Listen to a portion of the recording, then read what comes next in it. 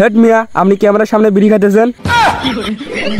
Foul লোক, আপনি camera চালু করবেন আমাকে বলবেন না। আচ্ছা যাই হোক, এই সিনেমা কাট করে দিও। কিন্তু ভিডিও তো লাইভ চলতেছে। আচ্ছা যাই হোক, আমরা এইবার ইন্টারভিউ নিয়ে যাচ্ছি, ইন্টারভিউ নিয়ে চলে যাই।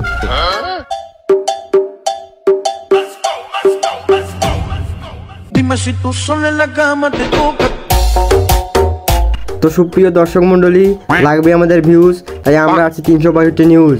বড় ভাই, আপনার সাথে কিছু কথা বলা যাবে? জি বলেন। তা বড় ভাই, আপনি এখানে কি করতেছেন? দেখতেছেন না এই জায়গায় আমি বাল ফেলাইতেছি? আরে বড় ভাই, আপনি ফালতু কথা বলতেছেন কেন? এই যে আমার ক্যামেরাম্যান আপনাকে টিভি দেখাবে। ও তাই? হ্যাঁ।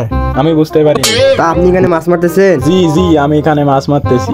দর্শক বন্ধুরা, এই মতো জানতে পারলাম বড় ভাই আমাদের মাছ ধরতেছে, তা আমাদের সঙ্গেই থাকুন। তা বড় ভাই, আপনি এখানে কি মাছ ধরার আশা করে আছেন? আমি এই পুকুরে ইলিশ মাছ ধরার জন্য বড়শি ফেলে রেখেছি।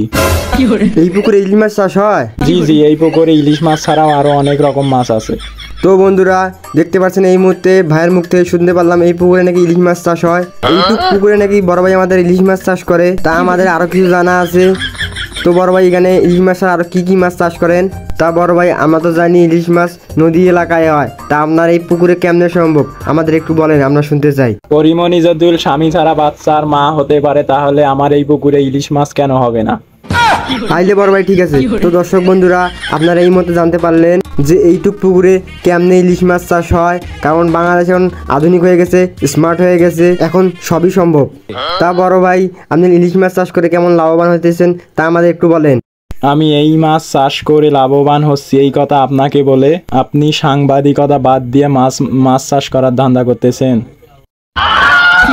তো দর্শক বন্ধুরা, আপনারা ইতিমধ্যে জানতে পারলেন বড় ভাই আমাদের টাকার কথাটা বলতেছে না, তাই জিনিসটা আমাদের অজানায় থাকলো। তা বড় ভাই, আমরা দুজন তো এখানে অনেকক্ষণ থেকেই বসে আছি, তা আপনি একটা মাছ ধরতে পারলেন না? আমার মাছ অনেক পদ্মাশীল, তো তাই আপনাদের দেখে উঠতেছে না। তো দর্শক বন্ধুরা, আমরা এই মতো জানতে পারলাম এই ভাইয়ের চরিত্র খারাপ হলেও ভাইয়ের মাছের চরিত্র কিন্তু অনেক ভালো। হেই মি, আপনি এটা কি বললেন? আমি অন্যর মেয়ে দেখবো না বলে বিয়ে করছি 4টে, আরো ভাবতেছি সামনে 1-1টা করবো। তাহলে তো আপনার চরিত্র পুলিনান পবিত্র। জি জি। তো দর্শক বন্ধুরা, এই ভাইয়ের ইন্টারভিউ নেওয়া আমাদের শেষ। আপনারা যদি এরকম ভিডিও দেখতে চান, আমাদের সাথে থাকুন, লাইক করুন, শেয়ার করুন, সাবস্ক্রাইব করুন। আল্লাহ হাফেজ।